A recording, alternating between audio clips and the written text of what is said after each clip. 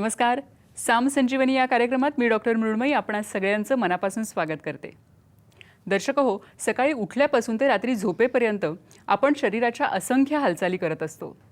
कारण हालचालींशिवाय गती नाही आणि गतीशिवाय जीवन नाही.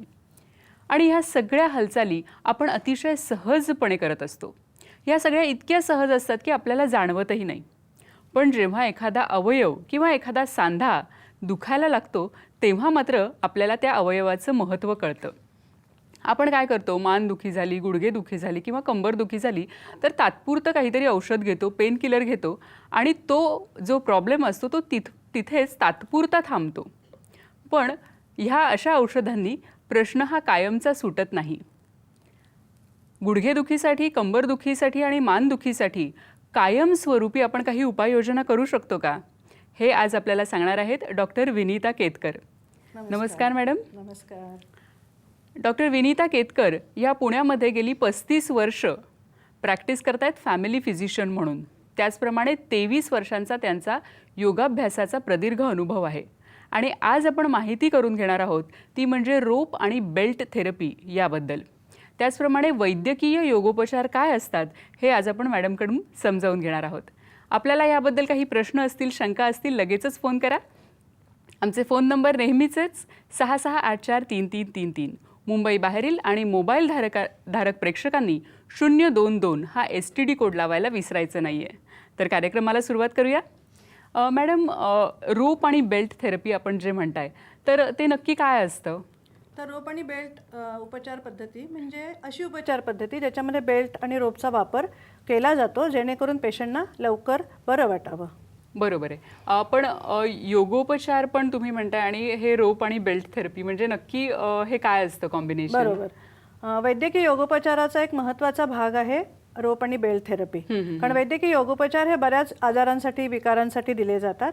पण त्यामध्ये कंबरदुखी, मानदुखी आणि गुडघेदुखी जे आपण आज बघणार आहोत त्यासाठी पेशंटना जर आराम द्यायचा असेल तर संकल्पना तीच ठेवून, योगासनं हीच संकल्पना ठेवून पण रोप आणि बेल्ट वापरले तर पेशंटना लवकर आराम मिळतो. बरोबर आहे. म्हणजे बऱ्याचदा मॅडम काय होतं की हल्ली योगोपचार किंवा योगासनं करणं ह्याबद्दलचा जो अवेअरनेस आहे तो वाढत चाललाय. आपण आता येत्या 21 तारखेला खरं तर जागतिक योग दिवस देखील साजरा करतोय मागच्या वर्षीपासून. पण बऱ्याचदा काय होतं की पेशंट्सना वाटतं किंवा नॉर्मल लोकांना वाटतं की आपण हेल्दी आहोत. बरोबर. आणि जेव्हा योगासनं करायला लोक जातात तेव्हा मात्र अगदी साधी आसनं देखील करता येत नाहीत. बरोबर. तर अशा वेळी मला वाटतं रोप आणि बेल्ट थेरपीचा काही उपयोग होतो? हो, अतिशय बरोबर आहे. कारण लोकांना असं वाटत असतं की मी फिट राहावं आणि मी फिट ऑलरेडी आहेच पण मला फिटनेस मेंटेन करायचं आहे म्हणून मला योगासनं सुरू करायचे तसं पेशंट सांगतात. आणि साधारण पहिल्याच दिवशी जेव्हा आम्ही उड्या मारायला सांगतो किंवा सूर्यनमस्कार करायला सांगतो तेव्हा ते उत्साहाने करतातही. पण दुसऱ्या दिवशी सकाळीच फोन येतो की डॉक्टर माझी कंबर धरली आहे, आता मी काय करू? ह्याचा अर्थ आपण स्वतःला फिट समजतो पण फिट नसतो. आणि अशा वेळेला शरीरामध्ये जे काही बदल घडत असतात आपल्या ठराविक कामामुळे, मग ते उभं राहण्याचं असेल, बसून असेल किंवा प्रवास असेल, त्यामुळे आखडलेल्या स्नायूंना विशिष्ट ताण देणं आवश्यक आहे आणि तिथे ह्याचा रोल येतो. बरोबर आहे. म्हणजे जिथे जिथे स्नायू अखडलेले असतात तिथे मला वाटतं की रोप थेरपी आणि ही जी बेल्ट थेरपी आहे त्याचा उपयोग होतो. नक्की एक आपण आजचा आपला विषय आहे कंबरदुखी, गुडघेदुखी आणि मानदुखी. तर आपण कंबरदुखीकडे वळूयात का? म्हणजे आपल्याला एक विषय आपल्याला समजावून सांगा. काहीच हरकत नाही. पण त्याआधी मी सांगते की वैद्यकीय योगोपचार म्हणजे काय. कारण वैद्यकीय योगोपचारामध्ये 2 शब्द येतात, एक वैद्यकीय आणि दुसरा योगोपचार. तर वैद्यकीय म्हणजे आधुनिक वैद्यकशास्त्र ज्याला आपण ॲलोपॅथी म्हणतो आणि त्याचीच मी डॉक्टर आहे MBBS असल्यामुळे. तर ती शाखा आणि प्राचीन योगशास्त्र 2500 वर्षापासून महामुनी पतंजलीने दिलेलं योगशास्त्र आणि आता 1000 वर्षापूर्वी आलेलं हठयोग, तर ह्यांच्या संयुक्त विद्यमाने ही योगोपचार संकल्पना अस्तित्वात आलेली आहे. म्हणजे 2 शास्त्रांचं मिलन.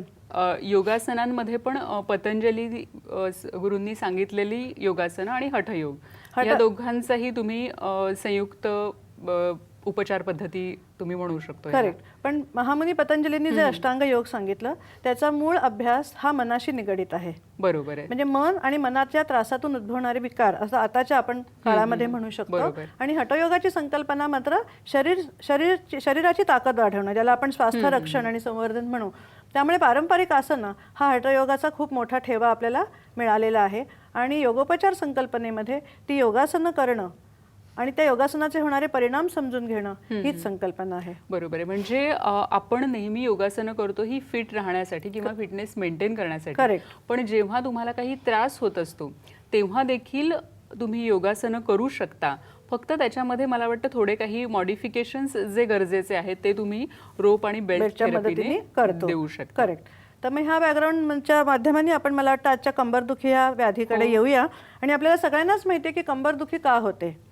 तर सततच्या उभं राहण्यामुळे किंवा बसण्यामुळे किंवा सतत प्रवास करण्यामुळे, शेतामध्ये काम करण्यामुळे. आजचा प्रोग्राम खरं तर मला तुला सांगायचं आहे आणि सर्वांनाच सामसंजीवनीच्या दर्शकांना सांगायचं आहे की शेतकरी, कष्टकरी आणि कामगार वर्ग जे मेहनतीचं काम करतात त्यांच्यासाठी ही उपचार पद्धती विशेष करून मला प्रमोट करायचे, कारण ही अतिशय साधी आहे, सरळ आहे, सोपी आहे आणि म्हणून तिचा प्रचार होणं आवश्यक आहे. नक्कीच डॉक्टर, तुम्ही आता सांगितलं की जे कष्टकरी आहेत किंवा काम करणारे आहेत त्यांच्यासाठी ही उपयोगी आहे. तसंच हल्ली आपण बघतो की शहरामध्ये टू व्हीलर चालवणाऱ्यांचं प्रमाण खूप असतं आणि वर्षानुवर्षे जेव्हा प्रदीर्घ आपण प्रवास करत असतो टू व्हीलरवर तेव्हा देखील मला वाटतं अशासारखी म्हणजे कंबरदुखीसारखं जे दुखणं आहे ते आपल्या मागे लागू शकतं. तर त्यांच्यासाठी देखील मला वाटतं ही जी थेरपी आहे ती खूप उपयोगी आहे. आणि तू म्हटल्याप्रमाणे कंबरदुखी होऊ नये म्हणून आणि झाल्यानंतर त्याचं निराकरण करावं ह्या दोन्ही दृष्टीने आपण ह्याचा अभ्यास करू शकतो. तर आपण आता जो बघतोय की त्या आसनाचं नाव आहे सेतुबंध. तर आपल्या शरीराचा एक सेतू बनवलेला आहे, म्हणजे एखादा ब्रिज असावा तसं बनवलेलं आहे, असं हे आसन आहे. आणि हे आसन कमरेचे स्नायू मजबूत होणं ह्यासाठी आपण करतो.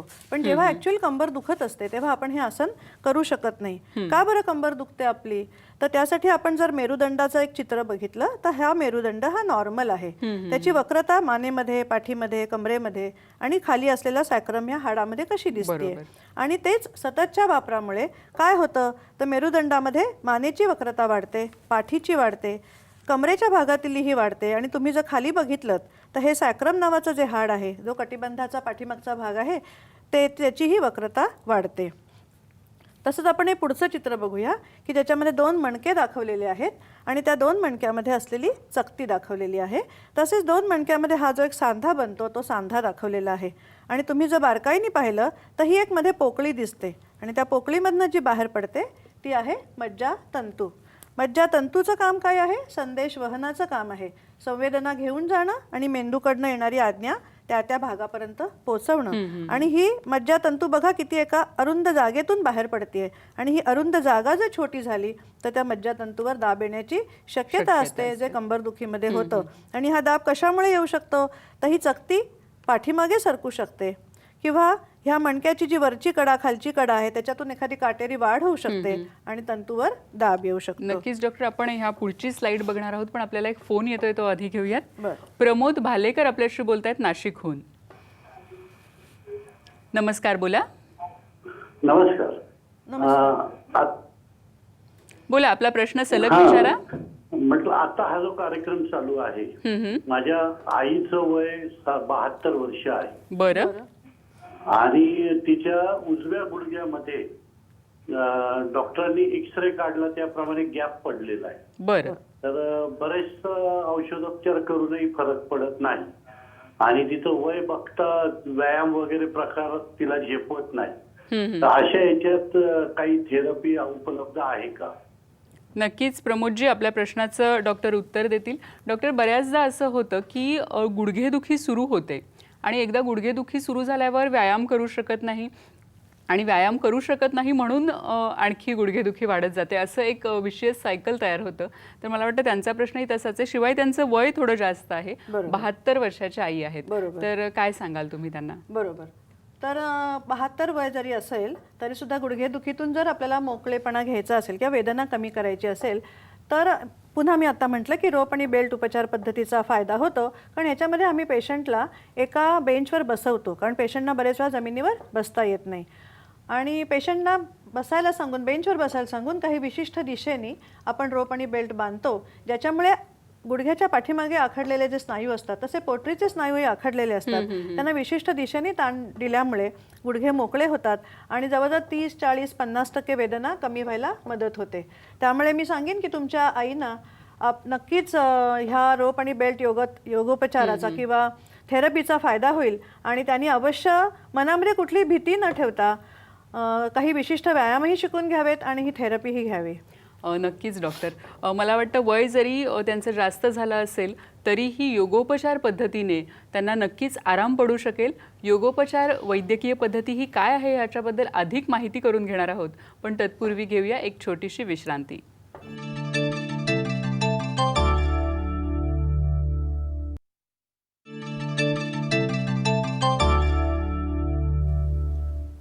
नमस्कार. साम संजीवनी या कार्यक्रमात मी आपणा सगळ्यांचं पुन्हा एकदा मनपूर्वक स्वागत करते. डॉक्टर, ब्रेकवर जाण्यापूर्वी आपण एक फोन घेतला आणि त्याआधी तुम्ही कंबरदुखीविषयी सांगत होता. बरोबर. रचनेबद्दल आणि मेरुदंडाची स्लाइडवर आपण होतो. बरोबर. तर आपण तो टॉपिक पुढे घेऊया. हो, चालेल चालेल. तर आपण बघतोय की ह्या डायग्राममध्ये 2 मणके दाखवलेले आहेत आणि त्या 2 मणक्यांच्या मध्ये ही एक चकती आहे जी एखाद्या स्पंज सारखी असते, बरोबर. गादी सारखी असते. आणि आपण बघितलं की या 2 मणक्याच्या मध्ये पाठीमागे सांधा असतो.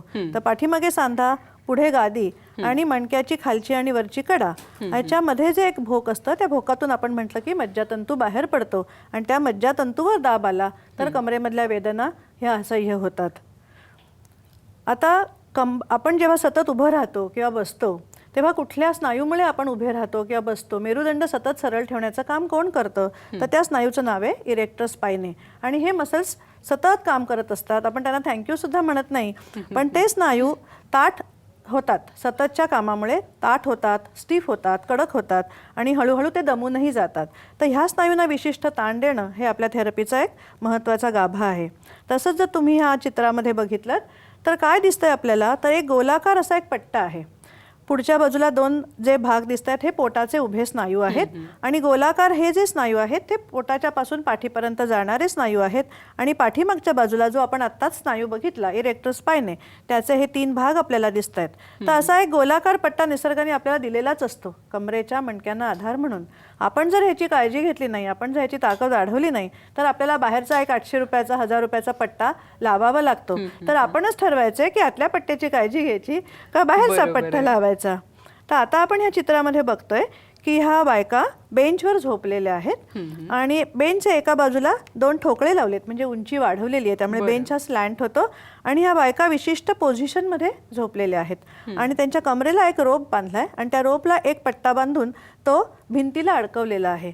आणि आता ह्या विशिष्ट पोझिशनमध्ये पायाचं प्रेशर देऊन आम्ही पेशंटना सांगतो की सगळं शरीर हाताच्या दिशेला, डोक्याच्या दिशेला ओढून घ्या. म्हणजे एक प्रकारचं हे सेल्फ ट्रॅक्शन होतं. आणि जशी वेदना असेल त्याप्रमाणे कमी जास्त प्रमाणात पेशंट स्वतःचंच एक ट्रॅक्शन घेऊ शकतो की ज्याच्यामुळे आत्ता दाखवलेल्या इरेक्टर स्पायने ह्या मसल्सना ताण येतो आणि हळूहळू कमरेचे मणक्यांची फ्लेक्सिबिलिटी म्हणजे लवचिकपणा परत जागेवर येतो. पण सगळ्यात महत्त्वाचं आहे ते कटिबंध. कमरेचे मणके कटिबंधाशी जोडलेले असतात आणि तो कटिबंध हळूहळू स्टिफ होतो. त्याची हालचाल पूर्ववत करणं हा त्याचा महत्त्वाचा भाग आहे. बरोबर आहे. आणि डॉक्टर, तुम्ही इथे बेडच्या खाली उंचवटे देखील ठेवलेले आहेत. करेक्ट. कटिबंधाच्या खाली ब्लँकेटचा आधार देतो आपण की ज्याच्यामुळे कटिबंधाची हालचाल व्हायला मदत होते. आणि सगळ्यात महत्त्वाचा ह्याच्यातला हा भाग आहे की पेशंटच्या शरीरामध्ये घडणारे बदल हे पेशंटला समजले पाहिजेत. अच्छा. म्हणजे माझ्या शरीरात कुठे स्टिफनेस आला आणि कुठे तो कमी होतोय हे पेशंटना कळून समजावून सांगणं. आणि ह्यासाठी आम्ही काय करतो, रोप आणि बेल्ट थेरपी देण्याच्या आधी काही पारंपरिक आसनं ग्रुपमध्ये डिव्हाइड केलेली आहेत, ती आसनं करायला सांगतो. आणि ती आसनं करताना आम्ही त्यांना शरीराच्या त्यांच्या जाणीवा सांगतो की हे शरीर असं आहे, इथे कडकपणा आला, इथे ही हालचाल व्हायला हवी. कारण शेवटी योगशास्त्र हे जाणीवेचं शास्त्र आहे. म्हणजे पेशंटच्या शरीरातल्या जाणीवा जागृत करणं आणि मग त्यांच्यातले सूक्ष्म बदल त्यांना समजावून सांगणं हा त्यातला महत्त्वाचा भाग आहे. नक्कीच मॅडम, तुम्ही आता जो मुद्दा सांगितलात की जाणीवांचं शास्त्र आणि खरोखर आपल्याला काय होतंय हे प्रत्येकाला जाणवलं पाहिजे आणि तेव्हाच मला वाटतं त्याची व्यवस्थित ट्रीटमेंट होऊ शकते. करेक्ट. तुम्ही म्हणालात की रोप आणि बेल्ट थेरपी आहे ती कंबरदुखीसाठी अतिशय उपयुक्त अशी थेरपी आहे. तर ह्यासाठी काही असं एज लिमिट वगैरे असतं, जसं की आपल्याला मगाशी फोन आला होता की 72 वर्षांच्या त्या होत्या. बरोबर. तर काही एज लिमिट असतं की अमुक एक ठराविक वयातच हे करावं वगैरे असं काही? सुदैवाने ह्या रोप आणि बेल्ट योगोपचार पद्धतीला काहीही एज लिमिट नाही. म्हणजे 80-85 वर्षाचे आजी आजोबा सुद्धा आमच्याकडे येतात की जे अगदी बेंटअप झालेले आहेत, त्यांना ताठ होता येत नाही आणि ही थेरपी दिल्यानंतर ते परत ताठ, पाठीचा कणा मेरुदंड तर ताठ होतोच, पण ते त्या ताठपणाने म्हणजे स्पाईन सरळ ठेवून त्यांच्या हालचाली सुकरपणे करू शकतात. आणि खरं म्हणजे तेव्हा आम्हाला खूप समाधान मिळतं की एज इज नो बार. खरंय. आणि म्हणजे त्यांच्याही हालचाली सगळ्या पूर्ववत पूर्ववत होऊ शकतात. होऊ शकतात. अर्थात त्याच्यामध्ये पेशंटची समजून घेण्याची इच्छा पाहिजे आणि आपल्या शरीरावर तू आत्ताच म्हटलंस की आपल्या शरीरावर आपल्यालाच काम करायचं आहे आणि ते अतिशय तंदुरुस्त ठेवायचं आहे, ही भावना मात्र पाहिजे. नक्कीच नक्कीच ही खरोखर खूप महत्त्वाची महत्त्वाची गोष्ट अशी गोष्ट आहे. आपण जेव्हा कंबरदुखीचा विचार करतो तेव्हा सायटिका हा जो प्रॉब्लेम आहे हा आपल्यापैकी अनेक जणांना सतावत असतो. मग ती कुठलीही राईट असेल लेफ्ट असेल, पण सायटिका हा प्रॉब्लेम बऱ्याच जणांना सतावत असतो आणि बऱ्याचदा होतं काय की कुठलंही दुखणं आलं की पेशंट बऱ्याचदा स्वतःच लेबल करून टाकतं की मला सायटिकाचा त्रास आहे. बरोबर. तर मुळात तुम्ही आधी सांगा की सायटिका म्हणजे नक्की काय आणि मग त्याच्यानंतर आपण बघू की त्याच्यावर कसे उपचार केले जातात. बरोबर. तर आता आपण ह्या चित्रामध्ये बघतोय की ही सायटिक नर्व म्हणजे मज्जातंतू दाखवलेली आहे आणि ही तुम्ही आता जर हा भाग बघतोय हा आपण बटक्सचा किंवा नितंबाचा भाग आहे आणि हा मांडीचा वरचा भाग आहे. बरोबर. स्किन काढल्यानंतर म्हणजे चामडी काढल्यानंतर दिसणारा मोठा स्नायू ह्याच्यातून काढून टाकलाय आणि जो खोल भाग दिसतोय त्याच्यातून तुम्हाला या पिवळ्या रंगाची जी वायरसारखी गोष्ट दिसतेय ही सायटिक नर्व आहे. आणि ही नर्व तयार कशी होते तर त्या 5 मज्जातंतूंनी मिळून ही सायटिक नर्व तयार होते. त्यामुळे शरीरातली सगळ्यात जाड आणि सगळ्यात लांब अशी ही नर्व आहे. आणि तुम्ही जर हे नंबर बघितलेत 4, 5, S1, S2, S3 या 5 मज्जातंतूंनी ती बनते. आणि नंबरावरूनच तुमच्या लक्षात येईल की L4 आणि L5 म्हणजे चौथ्या आणि 5व्या मणक्यातून बाहेर पडणारी आणि 5व्या मणका आणि सॅक्रममधनं बाहेर पडणारी अशा ह्या 2 मज्जातंतू ह्यातल्या महत्त्वाच्या आहेत.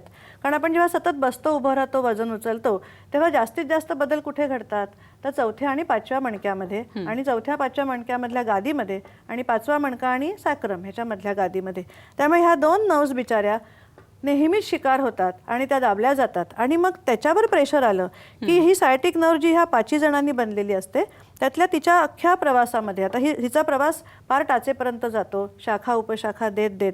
तर तिच्या कुठल्याही प्रवासामध्ये असह्य वेदना होणं, नंतर भाजल्यासारखं वाटणं, तिथले स्नायू आखडणं किंवा तिथल्या संवेदना कमी होणं हे सगळे त्रास होऊ शकतात.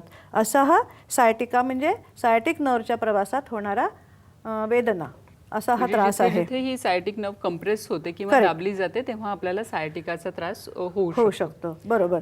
तसंच आपण एका क्षणातच बघूया की 2 मणक्याच्या मधली ही गुलाबी चकती किती छान दिसतेय आणि ह्या खालच्या मध्ये मात्र ती दाबली गेली आहे, अतिशय पातळ किंवा चपटी झाली आहे. तसंच मणक्याची जी कडा आहे ती आपल्या कुरतडल्यासारखी दिसते. तर हे बदल घडतात आणि हे झिजेचे बदल आहेत ज्याला